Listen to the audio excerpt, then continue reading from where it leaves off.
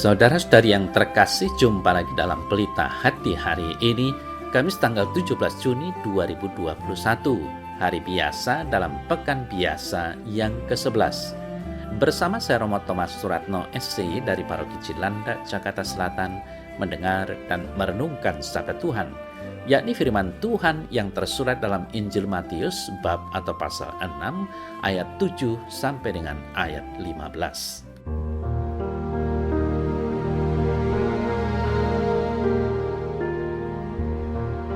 Dalam khotbah di bukit, Yesus berkata kepada murid-muridnya, "Lagi pula dalam doamu itu janganlah kamu bertele-tele seperti kebiasaan orang yang tidak mengenal Allah.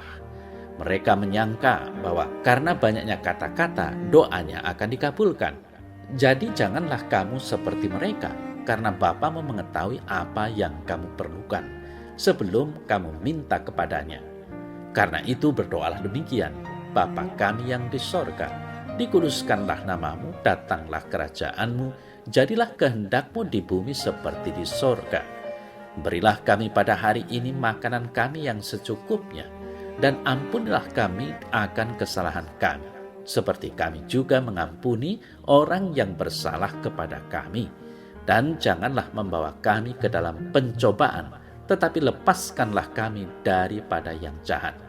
Karena Engkaulah yang empunya kerajaan dan kuasa dan kemuliaan sampai selama-lamanya. Amin. Karena jikalau kamu mengampuni kesalahan orang, Bapamu yang di sorga akan mengampuni kamu juga. Tetapi jikalau kamu tidak mengampuni orang, Bapamu juga tidak akan mengampuni kesalahanmu."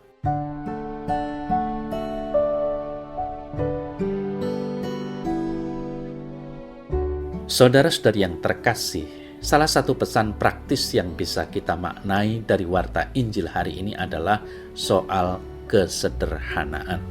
Yesus mengajak para murid untuk mempunyai sikap dan hati yang sederhana. Hal itu dimulai dari relung yang paling dalam dari diri manusia, yakni ketika berdoa di hadapan Tuhan. Meski Tuhan adalah yang Maha Tahu, tetapi kita perlu berlutut di hadapannya dalam seluruh kesederhanaan yang kita miliki. Kesederhanaan menjadi salah satu ciri dari sikap kerendahan hati. Di hadapannya kita tidak ada apa-apanya. Kehebatan apa yang patut kita banggakan di hadapan Tuhan? Alih-alih malah justru kita sadar ada begitu banyak kelemahan dan kelalaian dalam diri kita.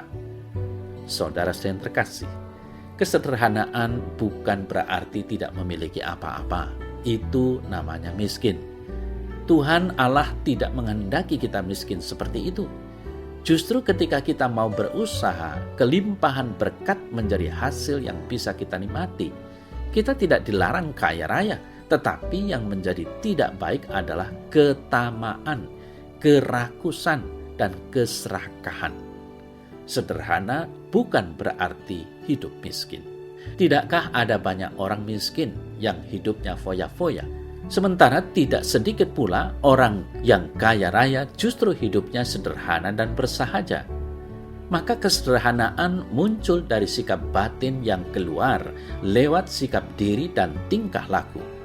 Diawali dari cara berkata-kata. Kita bisa melihat bagaimana orang itu dari cara dia berkata-kata. Seperti yang Yesus ingatkan hari ini, supaya dalam berdoa kita memakai kata yang sederhana. Saudara yang terkasih, warta Injil hari ini tidak berarti bahwa kita tidak boleh berdoa yang lama atau dengan kata-kata indah. Justru berdoa dengan kata yang indah akan menyejukkan hati. Tetapi syaratnya kata itu keluar dari kesungguhan hati dan budi, bukan hanya sekedar pandainya bersilat kata. Apa yang sebaiknya terjadi adalah antara yang dikatakan dan yang dilakukan itu mempunyai titik sambungnya, persis seperti doa yang diajarkan Yesus. Doa yang indah mesti dibarengi dengan tindakan yang anggun. Selain itu, saudara yang terkasih, doa Bapa kami menjadi doa syukur dan permohonan. Salah satu bagian menyebutkan, "Ampunilah kesalahan kami, seperti kami pun mengampuni yang bersalah kepada kami." Ini menunjukkan bahwa doa bukanlah perkara kata, namun juga tindakan.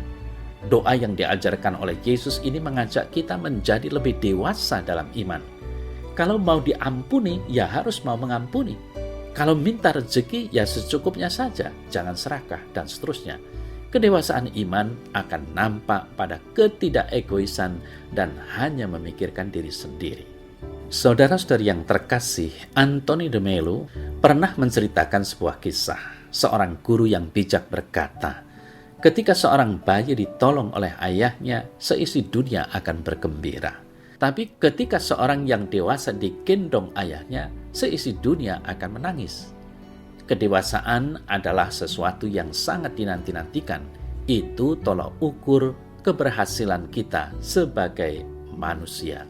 Saudara-saudara yang terkasih, jika berdoa adalah berbicara kepada Tuhan, maka buatlah kesempatan itu menjadi cara untuk mendewasakan iman kita. Karena dalam doa hanya ada dua hal. Yang pertama adalah memuji Tuhan, dan yang kedua adalah permohonan kita sebagai umatnya.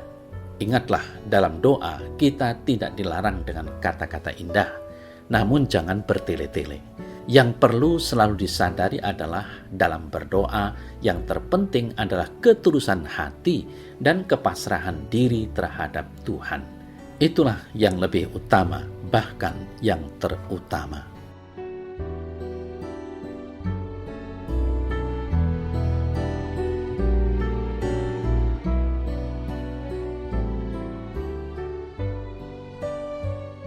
Dalam nama Bapa dan Putra dan Roh Kudus. Amin. Ya Tuhan Allah, terimalah doaku ini.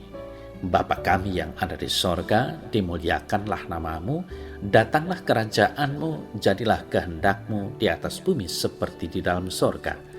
Berilah kami rezeki pada hari ini, dan ampunilah kesalahan kami, seperti kami pun mengampuni yang bersalah kepada kami. Dan janganlah masukkan kami ke dalam pencobaan, tetapi bebaskanlah kami dari yang jahat. Amin.